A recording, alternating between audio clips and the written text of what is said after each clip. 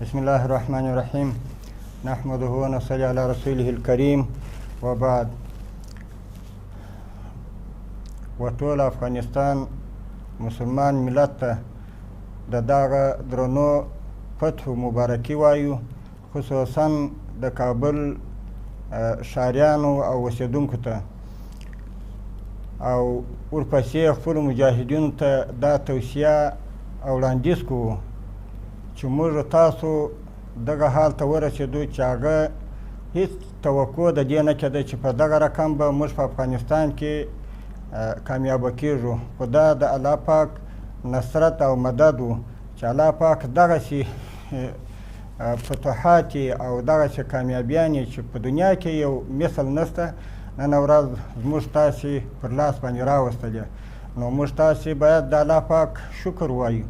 د الله پاک سره راضي اوسو، د الله پاک ته هر وخت په عجز باندې او تکبر او یو غرور راڅخه ونه شي. نو محترمو، تر مخه چې کوم وخت و هغه دغه مسؤلیت موږ تاسې ته نه راجع کېدی لکه اوس، ځکه اوس موږ تاسې د امتحان د ازمایښت وخت راغلی، ځکه اوس موږ تاسې په دې باندې مبتلا کېږو، ځکه ورځ په ورځ به په دې کې موږ اخته کېږو، ځکه چې موږ څنګه د خپل ملت خدمت او د خپل ملت امنیت او د دوی د ژوند د زندګۍ او د آرام او په آینده کې د اوسېدو اطمینان څه رقم ورکولی سو. نو ټولو ته دا اطمینان ورکوو چې انشاءالله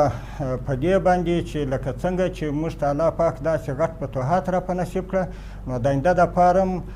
د ټول ملت ته موږ دا وینا کوو چې د دوی د امنو امانو او د ښه ژوند د زندګۍ د برابرولو وس توان تر خپله طاقته پورې دا کوو چې دوی ته دغه د زندګۍ ژوند ور برابر کړو.